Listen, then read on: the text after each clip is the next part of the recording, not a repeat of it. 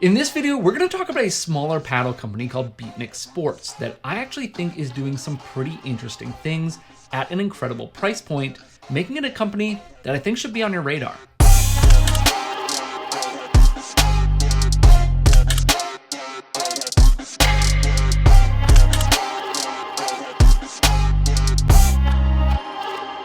This video will be a little bit of a blend between a paddle review and a company overview, as I want to focus on a handful of paddles that I got to play from Beatnik Sports.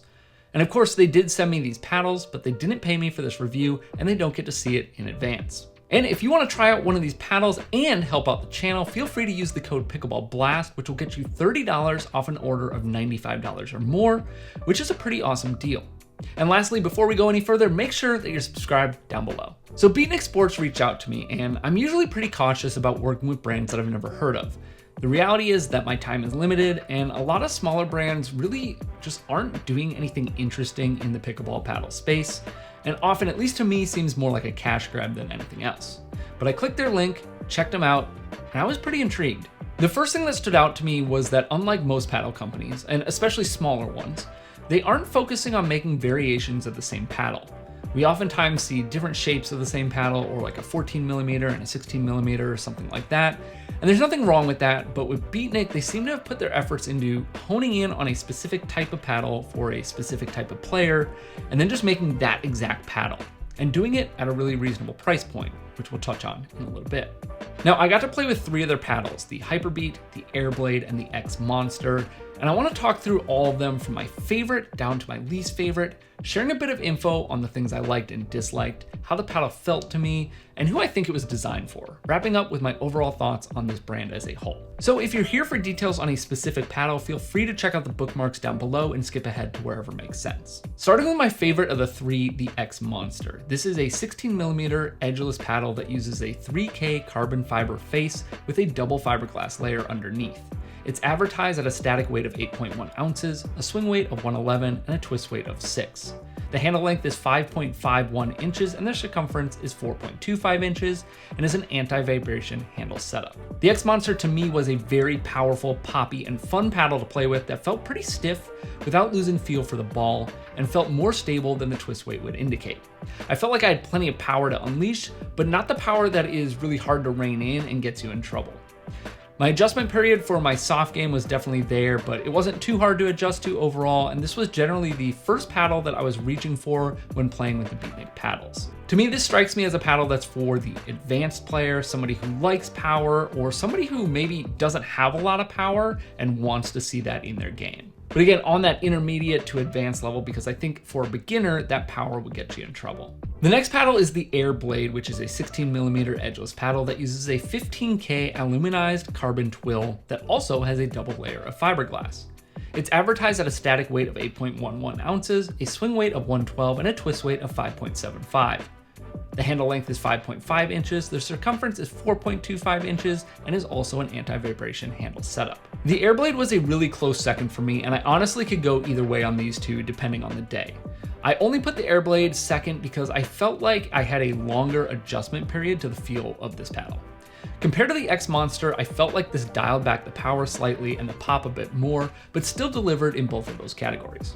I also loved how quick it felt in my hands, especially given the longer shape. And I preferred the feel off the face from the Xmonster over the Airblade, I think because of that dialed back pop. And the Airblade initially felt very, very stiff to me, but after adjustment, I found myself enjoying my playtime with the Airblade as well. And as with the Xmonster, I think the Airblade again is for that intermediate to advanced player. It's maybe a little more forgiving and has less of that pop and power to get you in trouble. But again, I don't think it's a beginner friendly paddle, although of course you could start with one. I think you'd be okay. And before we move on to the third paddle, I think these two stand out as being the more unique paddle designs from Beatnik that I got to try. And they are part of their higher end line, which is specifically not produced in Asia. So I wanted to go through a couple other things that are specific to these paddles. First, let's talk about the 15K versus 3K weave on these paddles, and I actually sat down with Beatnik Sports to get clarity on how this works. The way they described it was that the numbers refer to the number of fibers in a strand. So the 15K carbon has 15,000 fibers per strand, which creates a denser surface that is more stiff when compared to the 3K, which creates a more flexible surface. This makes sense as the looser, poppier surface lends itself to more pop and power, which we feel with the Xmonster, which is the 3K. Second, these both share the anti-vibration handle setup, and I have pretty mixed thoughts on this. Initially, I wasn't too excited, as I generally don't love when a grip has ridges that force my fingers to sit in a specific way. Now, I will say that I very quickly stopped noticing it, but I did find that my playing time with the air blade had to be cut short, as something with that handle on that paddle specifically was starting to irritate 2 points on my fingers like the start of a blister. Now, I did not have this happen with the Xmonster, and I think that's important to say. And I also personally think that the majority of the paddle for the Airblade and the Xmonster feel higher than the price point would indicate. But I do feel like the handle and the grip, while incorporating some innovation, looks and kind of feels more in line with that lower price point. I also want to give some specific data points for power and spin on these two paddles because I enjoyed playing with them and put them through some other tests. So on the power side with the Xmonster, I averaged a serve speed of 56 miles per hour with a high speed of 60 miles per hour. And I was actually really surprised to see that the Airblade, which didn't feel quite as powerful to me, came in at an average of 56.1 miles per hour with a high speed of 60 as well. And I think this actually makes sense reflecting back on it. With that stiffer surface of the Airblade, I don't think you hit that fiberglass layer until you really open up on the ball. So while it doesn't feel as powerful as the Xmonster on most swings, when you're just absolutely ripping it, there is some substantial power there. On the spin side, the Xmonster came in at a very respectable 1920 RPMs, with the Airblade behind it around 1800. So both these paddles provide some solid spin, but I do want to note that the Airblade has a layer of spray on grit similar to what we've seen on some Selkirk paddles and some other paddles. And now, not all the spin is being generated from that grit. Some is definitely a result of the 15K carbon surface and the way that it's assembled, but I would expect that RPM number to definitely dip slightly over time because of the spray on grit. And I do want to make sure I also touch on the third paddle that I got to hit, which is their Hyperbeat. And I think it's important to have the right perspective or the right approach on this paddle, as it feels to me to be their mass-produced entry-level paddle that's solid kind of for that lower level of play and at the price point that it's offered. But it isn't a niche paddle. I'm not going to dive into the details on this paddle specifically, but I would say it felt like a more dulled version of the double black diamond from 6.0.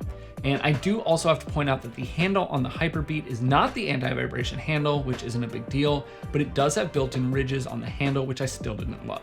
But when taking into consideration that you can get this paddle for under $100, I feel like this is made for someone kind of buying their first paddle on a budget, but wants something a bit better than you might find on Amazon. And I think it delivers on that. And I think that's a really good transition point to talk about the company and their approach as a whole. On top of creating these very specifically engineered paddles, they are doing so at a really great price point, with the Hyperbeat coming in under $100 and the Airblade and Xmonster coming in at about $140 after using the discount code. And I think that's one of the biggest draws to this company. Beatnik, in my opinion, is a great example of the consumer benefit when we're seeing so many new companies pop up in the sport. Now, not all of them will be great, but some will innovate or fill a void or overall do something where the consumer wins. I also enjoyed being able to chat with Raul and Eric, two of the owners of Beatnik, and was particularly drawn to their requests for feedback from myself and other reviewers. And most importantly, that feedback doesn't seem to have fallen on deaf ears, as they appear to be really receptive to that feedback with intentions to make tweaks and changes in the future. So those are my thoughts on Beatnik Sports and some of their different paddles. I hope you found this video helpful. Please let me know what paddles you want me to review next down below in the comments, and I'll see you in the next video.